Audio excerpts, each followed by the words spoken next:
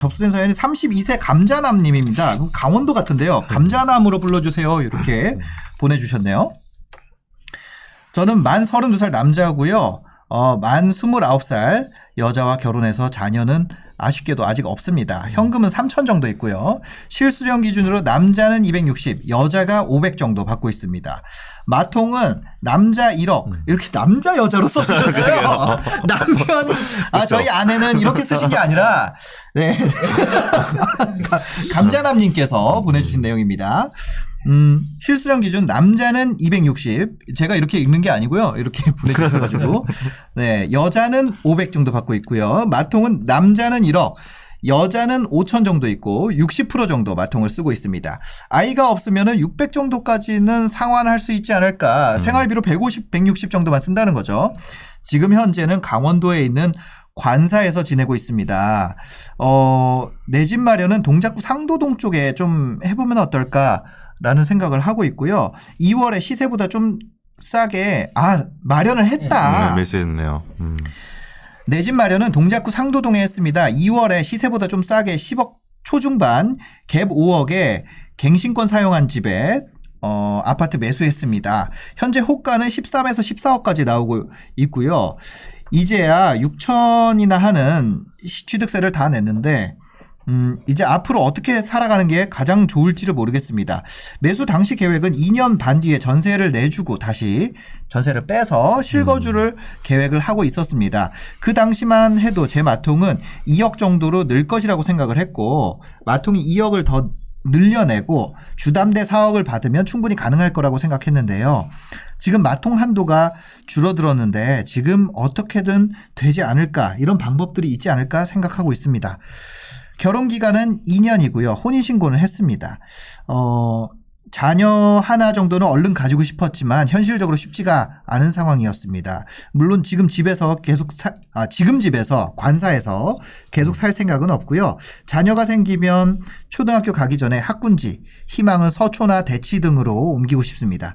지금 시점에 부동산 시세를 보고 있자니 제가 최종 선택한 집도 오르긴 올랐지만 방배동에 보던 주상복합이 같은 기간에 호가가 10억에 올라버렸습니다. 그러다 보니 막연하게 조급한 마음이 드네요.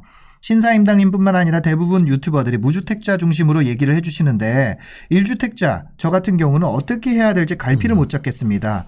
청약은 죽기 전에 한번 기다리고 있고 요즘 오피스텔 붐도 있고 경매도 보고는 있는데 하나도 실제로 하고 있는 건 없습니다. 내 집 마련할 때 전세 1년 신혼집에 살다가 지금이라도 사자 떨어져도 절대 싸우지 말자고 약속하고 하루 만에 매수를 했어요. 서울 행정지도 사서 가능한 예산 안에서 가장 좋다고 생각되는 입지 역세권 도보 5분 거리 조건에 밤새 찾아보고 다음날 직접 다녀보고 바로 계약했습니다. 막상 첫 집은 충동적으로 고를 수 있었는데 다음 재테크는 어떻게 해야 될지 전혀 모르겠습니다.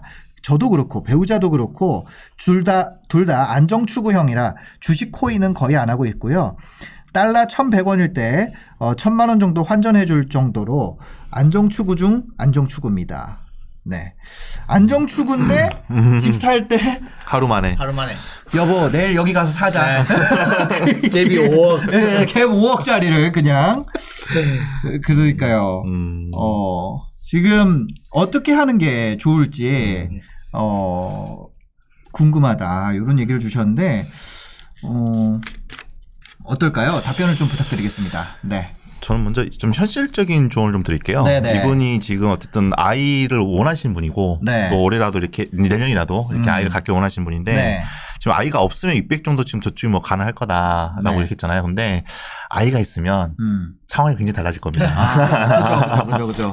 상황이 달라질 건데 이분은 저는 네. 지금 현재 어떤 강원도의 관사에서 살고 있는데 결국 네. 서울에서 오고 싶어 하신 거잖아요. 그러면 일단은 서울에서 와서 여기서 거주를 하고 그리고 거기서 이제 돈을 좀 모아가 쌓아둔 다음에 그 사이에 또 공부 좀 하시고 네. 그렇게 해서 제2의 제3의 어떤 포트폴리오를 좀 늘리는 방향으로 가는 것인데 어떨까 하는 생각이 들어요. 네. 기본적으로 이번 현재 지금 마통을 생각하고 있는데 맞아요. 이분이 2년 반이 끝날 때쯤 됐을 때 과연 마통이 이걸 사용할 수 있을까에 대한 부분도 저는 걱정이 되고 네. 또 하나는 그때와 달리 금리에 대한 부분도 상대적으로 많이 인상됐을 텐데 네. 그런 부분은 사실 우려가 돼요. 그래서 이분 같은 경우에는 내가 지출 구조를 좀 더 늘리기보다는 네. 안정적인 실거주에 대한 부분을 좀 확보를 하고 네. 그리고 나서 어떤 자산이 좀 더 안정적으로 종잣돈이라든지 이런 것들이 쌓여져 간다고 네. 하면 그때 무언가 플랜을 해봤으면 좋겠어요. 왜냐하면 이분은 이미 성격상 안정 추구형이 아니에요. 무조건 그냥 즉흥적으로 움직이시는 분이고 네. 즉흥적으로 이렇게 하자. 내일 하자. 계약하자. 오케이. 샀어. 올랐네. MBTI J타입이 아니라 P타입이라. 예, 그렇죠. 네. 네. 그리고 지금 현재 시점에서 굳이 이거를 상도동의 물건을 뭐 갈아타기를 해서 갖는 것도 저는 어쨌든 갈아타기 시점은 네. 나중에 이제 서울장이 어느 정도 좀 안정화되고 난 다음에 네. 그 다음에 이거 지금 상도동보다 좀 더 상급지에 있는 뭐 대치라든지 뭐 서초 이쪽으로 네, 지금 희망은 서초 대치를 희망하고 하니까. 계세요. 예. 네. 그럼 이제 아이가 나오고 뭐 초등학교 들어가면 8년 이상 걸리잖아요. 맞아요. 그 기간까지 본다고 한다면 좀 더 장기 플랜을 가져가시는 것이 이제 급하게 움직일 필요는 없다고 생각합니다. 지금 급할 필요는 없다. 네, 네. 그럼 지금 같은 경우에는 어쨌거나 전세를 내줄 수 있을 만큼 현금 흐름을 확보하는 게 더 우선이라는 건가요? 그렇죠. 지금 전세를 얼마 끼고 5억 있다는지 정도. 전세 5억. 그러니까 10억 초중반에 샀고 네. 5억 갭이니까. 아, 전세 5억이네요. 네. 그래서 5억을 내줄 수 있는 게 마통 2억에다가 주담대 4억해서 전세를 한 5억 몇천 이렇게 준 것 같아요. 그죠. 그렇죠. 그죠. 그러면 요거 같은 경우는 이제 이 남자분이 현금 흐름이 지금 관사에서 있다고 하니까 뭐 현금 흐름이 더 좋아질 가능성이 있을 것 지금은 같아요. 더 있는 거죠. 나통도 잘 충분히. 나오고 네. 관사에 계시다 그러니까 뭔가 직업이 추정이 되는데. 아, 그렇죠. 그죠. 네, 맞아요. 네. 맞아요. 그래서 그런데 이제 대출을 늘리고 마통까지 늘리고 했을 경우에는 네네. 종잣돈 모은 속도가 이제 떨어진다는 거죠. 그래서 이걸 유지를 하고 네. 좀 더 자금을 좀 더 키워놓은 다음에 네. 그 다음에 상황에 따라서 뭐 아. 갈아타기를 하든 아니면 좀 더 포트폴리오를 좀 더 이렇게 네. 뭐 하나 두 개 좀 늘리든 이런 식으로 하면 좋겠다는 생각이 드는데 지금은 현재 갖고 있는 자금 3천만 원 정도는 이제 적고 네. 움직이는 것에 대한 것을 놓고 봤을 때 지금은 이분 같은 경우는 안 움직이고 차라리 공부 좀 더 했으면 좋겠다. 네. 그게 솔직한 조언인 것 같아요. 지금 좀 약간 스터디를 할 필요가 있다. 맞아요. 예. 뭐 이렇게 지금 옮길 만한 그런 현금도 작기 때문에 가지고 네, 있는 맞아요. 게 예. 지금 대출을 이용해 가지고 그러니까 특히 신용 대출을 이용해 가지고 어디를 가기에는 그 대출을 계속해서 유지할 수 있다는 게 어려울 수 있기 때문에 네. 삶이 좀 고통스러울 수도 있고 그렇죠. 네, 대출을 맥스로 받으면 그런 게 있어요. 밤에 잠을 잘 못 자죠. 힘들어요. 네. 힘들고 왜냐하면 이게 매달 고민하게 되는 거 이제. 네. 나한테 들어온 돈이 이 돈인데 근데 이게 대출을 포함해서 이자에 대한 나간 비용 많잖아요. 네. 그래서 점점 쌓이는 돈이 점점 줄어들게 되면 네, 심리적으로 굉장히 압박이 이제 심해지거든요 이게. 네네. 알겠습니다. 어떻게 보세요? 절대적으로 안정을 이제 추구하는 네. 부부다. 네. 그런데 갭 5억짜리를 하루 만에 결정할 수 있었던 그 이면에 네. 실거주라는 게 있었기 때문이라고 판단이 됩니다. 이거 뭐 여차하면 우리 들어가 살자. 들어가서 산다. 원래 들어가서 살려고 아예 사셨기 때문에 네네. 그 과감한 결정을 할 수 있었던 것이 아닌가라고 네네. 저는 판단이 되고요. 사실 본인이 살고 싶어하는 것은 이 동작구가 아니라 네. 서초, 대치동이잖아요. 네네. 근데 지금 현재 상태에서 월급을 꼬박꼬박 벌어서 네. 동작구를 팔고 서초구로 이전한다는 것은 네. 현실적으로 너무 불가능합니다. 그래서 본인의 자산을 늘릴 수 있는 중간 단계에서의 투자가 필요하다고 저는 판단이 돼요. 투자를 해야 된다. 네. 그래서 본인이 지금 당장 서초 대치로 가야 될 것은 아닌 거잖아요. 네네. 그래서 8년, 7년, 8년 정도의 장기 계획을 가지고 네. 포트폴리오를 짜 나가야 되는 부분인 것 같고요. 네네. 그래서 본인이 이 진행하는 부분에 있어서 실거주를 동작구에서 바로 서초가 아니라 네. 중간 단계를 한 개 더 거치는 부분도 저는 괜찮다라고 생각을 해요. 이게 점프를 하는 거죠. 실거주 점프를 네네. 하는 건데 일단 기본적으로 제일 먼저 판단해야 될 것은 비록 3, 4억이지만 네. 3, 4억도 크죠. 그죠? 근데 양도 차익이 이미 발생을 했어요. 맞아요. 이 발생한 양도 차익을 얼마나 절세를 할 것인가에 대한 1차적인 계획이 먼저 필요하다고 판단이 됩니다. 네. 지금 전세가 5억 정도에 들어와 있다고 판단을 했을 때 지금 이분은 이 집 한 채가 유일하잖아요. 네. 그러면 서민에 따른 LTV가 증가할 수 있을 거고 네네. 더군다나 살 때는 10억이었지만 이게 13, 14억으로 올라갔기 때문에 네. 그 물건의 담보 가치가 상승되어 있는 상황입니다. 대출이 더 나온다. 그렇죠. 근데 DSR 때문에 규제가 된다 하더라도 네. 본인 부부의 소득이 크기 때문에 충분히 5억 이상의 대출이 저는 나올 수 있다라고 판단을 해요. 지금 집에서 대출이 나올 그렇죠. 수가 있다. 그렇죠. 네. 본인이 입주를 한다는 기준으로 네, 네. 따진다면. 그래서 지금 관사에 살고 계시지만은 이게 본인이 실거주를 이전하는데 문제가 없는 상황이라면 네. 상황이 되는 타이밍이라면 최대한 빠른 입주로 실거주 요건을 채우는 것이 너무너무 중요하다. 2년을 채워서 비과세를 받자. 그렇죠. 그게 아하. 제일 먼저다라는 네. 생각이 되고요. 이제 그걸 일단 한 상태에서 본인이 입주를 한다. 근데 지금 뭐 한 2년 조금 못되게 남아 있는 것 같아요. 네네. 기간이. 그 이후에 이제 본인이 들어가시겠죠. 그로부터 2년이라는 실거주가 필요하니까 이게 네네. 미니멈 3년 이상의 기간이 지금 필요한 상황이에요. 그렇죠. 그 상황에서 투자가 조금 진행되어야 될 것 같은데 지금 보니까 투자 금액이 약 3천만 원 정도 네. 될 거고 마통이 한 60% 정도 사용했다는데 네. 한 40% 정도가 더 남아 있다라고 네, 보면 네, 네. 그 돈 합치면 약 한 1억 정도 돼요. 그렇죠. 예. 근데 이 1억을 과연 어디에 넣어서 투자를 해서 돈을 벌어서 그 돈으로 어찌 보면 내 실거주 마련을 위해서 들어간 이 대출의 이자를 갚을 것인가에 네. 대한 판단을 해야 될 것 같은데 어. 지금 규제 지역의 한 채를 지금 결국은 실거주로 들고 계신 거잖아요. 네, 네, 네. 그래서 저는 개인적으로는 비규제 지역으로 포트폴리오를 확장하셔라라고 말씀드리고 싶고 왜냐하면 근데 비규제 지역으로 가면은 지금 얘기하신 것처럼 비과세 받기가 어려워지지 않은 거예요? 취득세 아니죠. 이게 이 1주택이잖아요. 일단 네네. 동작구가. 네. 그 상태에서 이미 1년이 지나 있는 상태잖아요. 아, 네네. 그 상태에서 비규제 지역을 사면 이 집 샀는 이 집은 일반과세가 되겠지만 네. 본인 집은 일시적 1가구 2주택이 될 수 있죠. 일단. 일시적 1가구 2주택이잖아요. 그렇죠. 그래서 이제 양도세 네네. 면제를 12억까지는 받을 수 있는 상황이 되겠죠. 네네네네. 그러니까 먼저 파는 거예요. 본인 실거주 집을. 지금 본인이 실거주 만족도가 이 동작구에서 100% 나오지 않는 거잖아요. 목표가 대치니까. 그렇죠. 이동을 해야 되죠. 네네네. 이동하는 상황에서 이 이동하는데 세금에 문제가 없도록 네. 한계가 들어와줘도 된다라는 거예요. 네, 그게 비규제 지역이면 취득세가 중과가 안 될 거니까. 네네. 본인 그렇게 진행하는 부분이 첫 번째가 있고 네. 두 번째는 제가 좀 전에 말씀드렸지만 동작구에서 서초로 바로 갈 생각이 아니라 네. 한 번 정도는 이렇게 거쳐가는 것도 괜찮다라는 맞아요. 말씀을 드렸잖아요. 네. 근데 그렇게 되면 본인이 동작구 집을 들고 있는 상태에서 규제되는 지역을 한 개를 더 사야 돼요. 네. 그렇게 되면 취득세가 중과가 되겠죠. 중과가 당연히. 되죠. 그러면 8.8%가 될 건데 저는 개인적으로는 이렇게 실거주 점프로 네. 그러니까 일시적 1가구 2주택에 의한 취득세를 면할 수 있는 네. 그러니까 본인이 실거주집 점프할 때는 취득세 중과가 면제되잖아요. 네네네. 그 부분을 이용해서 저는 이 물건을 실거주할 물건을 경매로 조금 봤으면 좋겠다. 저는 그렇게 판단이 돼요. 왜냐하면 네. 지금 대출이 안 되는 물건들이 늘어날 거예요. 차후에. 네, 그렇겠죠. 그래서 서울에 있는 물건이 거래가 안 되면서 물건이 많이 나오진 않겠지만 네. 그 나온 물건을 살려고 하는 사람도 줄어들 거예요. 분명히. 예, 그 경쟁률이 줄어드는 부분을 가지고 네. 내가 실거주를 이전한다는 생각으로 이전에 가버리면 경매에서 조금 더 메리트를 가질 수가 있어요. 취득세가 중과되지 않는 부분으로 갈 수 있으니까. 네네. 그래서 첫 번째 말씀드린 입찰가를 조금 더 쓸 수 있다는 그렇죠. 거죠. 예. 그렇죠. 그래서 그 입찰가를 더 쓴다라는 부분 자체가 저는 어디까지 생각했냐면 취득세 중과되는 부분만큼 낮춰도 된다고 생각을 해요. 네. 무슨 말이냐면 경매에 실거주보다는 투자자가 많이 들어오는 부분이 많고 네.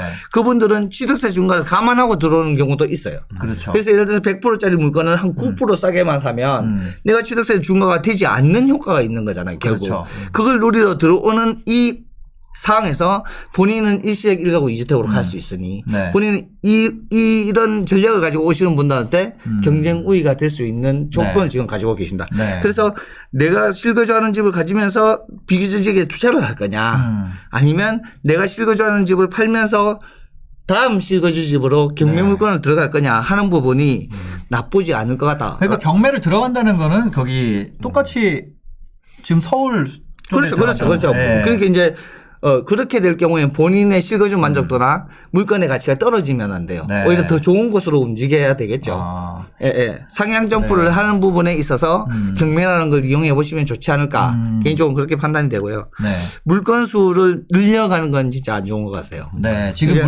그러니까 개수를 늘리는 때는 그건 아니라는 진짜 거죠. 아닌 것 같고 예.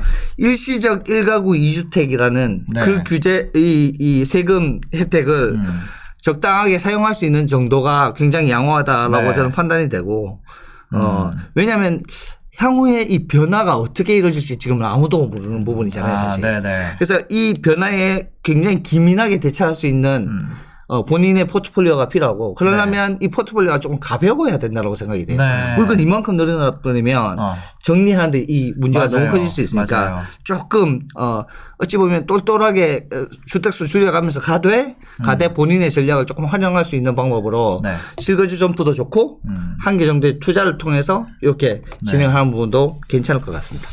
알겠습니다. 좀 더 추가적으로 네네네. 말씀드리면 네. 일단 뭐 청약은 죽기 전에 한번 기다리고 이렇게 해보신다 하는데 네. 결과적으로 청약은 이번 시장 말고 다음 네. 장에서 어. 다음 장에서 이제 그때는 네. 규제도 풀리고 그다음에 네. 경쟁률 떨어졌을 때 그때 사용할 수 있는 거고. 그때 미분양 사셔도 될 것 같아요. 그렇죠. 네. 그럼요. 네. 그렇게 하는 게 맞고 네. 오피스 같은 경우에도 지금 붐이라고 해가지고 또 사게 돼버리면 또 이분 같은 경우도 포트폴리오가 꼬여버릴 수 있는. 그래서 네. 이분이 이분이 현재 지금 제일 중요한 거는 이걸 비과세 최대한 살리는 게 제일 중요해요. 이분은 네. 살리는 게 제일 중요하지. 그러니까. 개수로 늘림으로 인해서 이걸 네. 비과세 못 살리고 해버리면 결과적으로 투자를 해서 얻는 수익이 또 제로 게임이 돼버리는 거고 네네. 의미가 없게 된다는 거죠. 네. 그래서 1차적으로 이걸 살려고 한 다음에 그리고 시간은 그래도 아이가 초등학교 들어갈 때까지는 시간이 있으니 네. 그 사이에 뭐 유지훈님이 말씀하셨던 것처럼 비규제 지역을 가면서 그럼 계속 일가 2주택을 네. 만들면서 갈 수도 있고 아니면 두 네. 번째 했던 것들을 일반 과세를 하고 나서 옮겨갔다 하는 방법도 있을 수 있으니까 네. 이런 식으로 어떤 그 최종적인 목표는 서초와 지정을 찍는다라는 그렇죠. 생각으로 해서 좀 장기 플랜을 하면 어떨까 싶습니다. 그러면 비규제 지역에 하나를 투자를 한다고 했잖아요. 네. 그러면 지금 이분들 같은 경우에는 일시적 2주택을 가려면 어느 지역을 좀 투자를 해보는 게 좋을까요? 지금 사실 이제 지역을 거론하기는 조금 그런데 네. 사실 과연 이제 내년에 저도 이게 화두긴 한데 내년에 비규제 지역은 과연 어떻게 될 것인가에 대해서 사실 관심이 굉장히 많아요. 저는 네. 지방 투자를 특히나 경매로 굉장히 많이 하는 네. 사람이기 때문에 생각을 해봤을 때 비규제 지역이 네. 유동성 흐름 그러니까 쉽게 말하면 지금 집중되어 있는 유동성이 분산되면서 다시 지방으로 나올 거라고 저는 판단이 되거든요. 왜냐하면 네. 대출을 받아야 되는데 못 받으니까 네. 가지고 있는 이 시드머니를 어디로 넣을 것인가 모든 투자자들은 고민을 할 거라는 거죠. 네. 근데 수도권에서 가까운 지역으로 먼저 일단 이 형성이 될 것 같아요. 예를 들면 지금 계신 곳도 괜찮을 것 같고 예를 들면 강원도면 원주나 뭐 춘천이나 네네. 뭐 강릉까지도 괜찮은 것 같고 네. 그다음에 뭐 이 충청도 이남으로 내려오게 네. 되면 또 아산도 있고 또 경기 남부권의 비규제 지역들도 아직까지는 있잖아요. 네네네. 이천이라든지 이런 부분은 뭐 일자리 뭐 안정적인데 네. 거긴 아직 비규제 지역이니까 혜택 계속해서 받을 수 있고 네. 저 멀리 경남으로 내려오시면 뭐 더 많죠. 사실은 뭐 김해도 있고 거제도도 있고 진주도 있고 뭐 많이 있으니까 이제 그런 부분에 똘똘한 물건들이 안 오르는 거 아니거든요. 네. 보시면 나쁘지는 않을 것 같아요. 그럼 일시적 2주택이라 그러면 이분 같은 경우는 그 지방 거를 취득한 다음에 이거를 실거주 한다면 팔아야 되잖아요. 그렇죠. 그렇죠. 그러면 이것만 보유한 채로 또 수도권에 거주할 때는 월세로 잘 생각을 해보시면 사실 제가 그걸 했기 때문에 말씀을 드릴 네네. 수가 있어요. 그러니까 아이가 없을 때 네. 본인이 움직이기가 굉장히 가볍습니다. 네. 그래서 저는 2년마다 이사를 했었어요. 부산 안에서. 네네. 그래서 저도 지금 해운대에 있지만 저 서쪽에 살다가 네. 점점 중앙으로 동쪽으로 이렇게 2년마다 이동을 했었거든요. 네네. 사실. 근데 이제 어떻게 하는 거냐면 일단 먼저 비규제 지역 사기 전에 네. 이 산난 동작구 일단 1년은 지나야 돼요. 무조건. 네네. 지금 1년이 지났을 거라 예상하고 말씀드린 거예요. 네네네. 언제 샀다라는 뭐 2020년 2월이죠. 네. 2021년 2월이죠. 그러면 내년 2월 달이 되겠네요. 그때가 그러네요. 1년 되는 타이밍이겠네요. 네네. 그 상태에서 비규제 지역 한 채를 삽니다. 그러면 이 집과 이 집 사이 일시적 1가구 2주택이 일단 조건 됐어요. 네. 이 집 사는 지 3년 이내에 네. 본인 집을 매도할 수 있죠. 그쵸. 결국은 팔아야 되는 대신 거잖아요. 그 사이에 네. 실거주 2년이라는 기간이 차야 되기 때문에 네. 가급적 빠르게 입주를 해서 네. 이걸 2년을 채우셔라는 말씀을 드렸고 네. 그럼 이걸 매도한 타이밍에서 이 물건을 매도하게 되면 네. 다시 비규제 지역이 되죠. 아니 네. 그 양도세 비과세가. 면제가 되죠. 네네. 비과세가. 왜냐면 이거는 3년 안에 매도하면 되는데 그 사이 2년 보유 기간을 채울 수 있잖아요. 네네. 맞잖아요. 이 그렇죠. 얼마 차이 안 나지만. 그렇죠. 그럼 이거 두 개를 결국은 다 파는 거예요, 지금. 그래서 다시 실거주 합쳐서. 그렇죠. 합쳐서 실거주를 간다. 그렇게 할 수 있는. 아하. 네. 이거 주신 분 같은 경우는 좋은 방법이 될 것 같은데, 이거 집을 옮길 수 있는 주거 이전의 자유가 있는 직업이면은.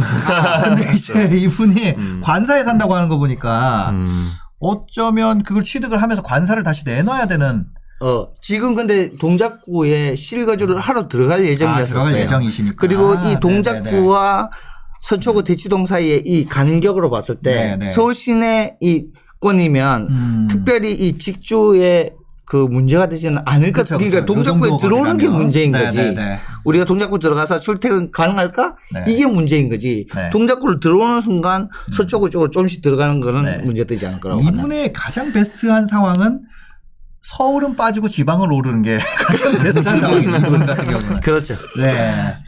그렇습니다. 하여튼 뭐 지역에 대한 투자를 같이 하면서 한번 해보면 좋겠다. 이런 얘기를 주셨습니다.